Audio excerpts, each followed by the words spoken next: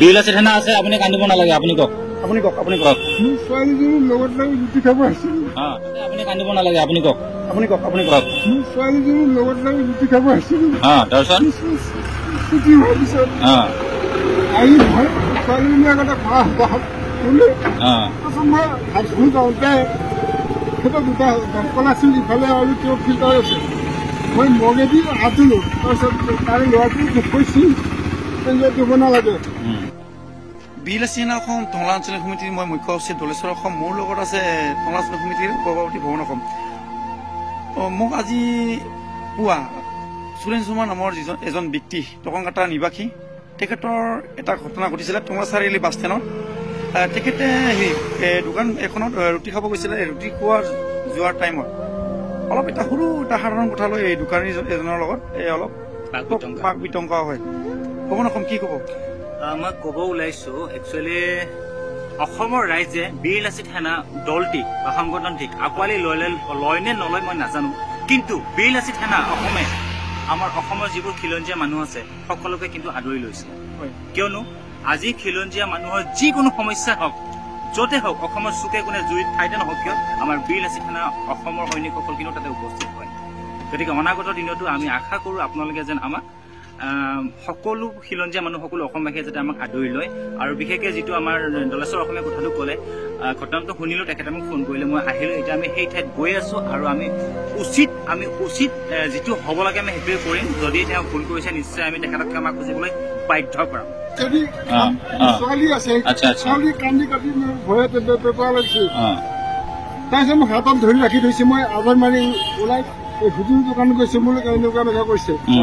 মোৰ এটা সন্মান আছে অসমত চাকৰি কৰিছিলো মইতো কোনো চোৰ ডকাইত নহয় কান্দিব নালাগে তাৰপিছত ৰ'ব আপুনি কিবা এনে এজাহাৰ দিছিলে নেকি থানাত এজাহাৰ দিছিলো এজাহাৰ হিচাপত তাৰপিছত থানাই হ'ব মই মাতিম এই সোমবাৰে মাতিম বুলি ক'লে তাৰপিছত নাই মই কালি ৰখি আছিলো মই থানাত আকৌ যোৱা নাই ফোন কৰিম বুলি কৈছিল একো নকৰিলে তাৰপিছত মই আৰু যোৱা নাই কালি পিছলৈকে যোৱা নাই তাৰমানে থানাই কোনো ধৰণৰ মানে ৰেছপন্স নল'লে ন হয় ঠিক আছে হ'ব দিয়ক বাৰু আমি লৈ আছো নহয় নেকি আপোনাক কি কৰা বুলি ক'লে মোক হাতখনত এনেকৈ ধৰিছে মাৰি পেলাই কি টানা জৰা কৰিছে নেকি আপোনাক টানা মই হাতখনত ধৰি এনেকৈ ধৰি ৰাখিছে মই কোৱা নাই পইচা দি কৈ আছে পইচা দি আৰু পইচা নোহোৱাকৈ মই খাব যাম তাৰমানে সামান্য পানীখিনিৰ কাৰণে আপোনাক চোৰৰ দৰে ব্যৱহাৰ কৰিছে আপোনাৰ ছোৱালীৰ ওচৰত আৰু আপোনাৰ ছোৱালী কান্দিছে আপোনাৰ ছোৱালী কেইবছৰ আপোনাৰ ছোৱালী 10 বছৰ ছোৱালী ন হেৰি সভাপতি ডাঙৰে কিবা ক'ব বিচাৰে এই বিষয়ত যিহেতু আমাৰ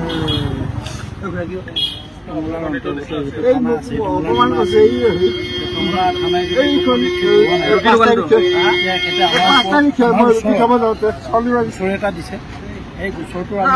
যিটো উচিত হয় সেই মীমাংসাটো কৰিবলৈ ওলাই আহিছোঁ এতিয়া আমি ঘটনাস্থলীলৈকে যাম কি হৈছিল তদন্ত কৰি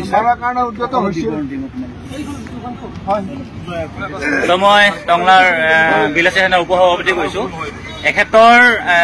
যিটো ঘটনা ঘটিলে আমি খুবেই দুখিত কাৰণ টংলা অঞ্চলত তেনেকুৱা একচুৱেলি হ'ব নালাগে গতিকে আমি যিহেতু তেখেতে এজাহাৰখন দিছে আৰু এজাহাৰ ভিত্তিত তেখেতে প্ৰশাসনে কোনো ধৰণৰ ব্যৱস্থা লোৱা নাই গতিকে সেইবাবে আমি কিছু সংখ্যক হ'লেও তেওঁলোকে বুজাবলৈ চেষ্টা কৰিম আৰু ঘটনাটোৰ সঠিক জানিবলৈ আমি চেষ্টা কৰিম আমাৰ লগত মুখ্য সচিব ডাঙৰীয়া আছে কিবা ক'ব হয় নমস্কাৰ বহুত বেয়া লগা এটা ঘটনা হৈছে টংলা এখন মাছমৰীয়া চহৰত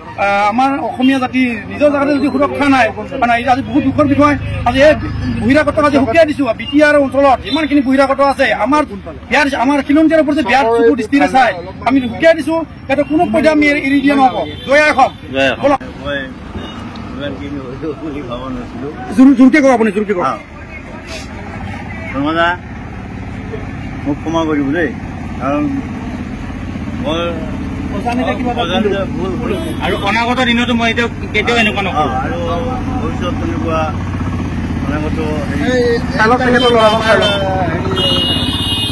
লাচিত সেনা মানুহক ক'ব লাগে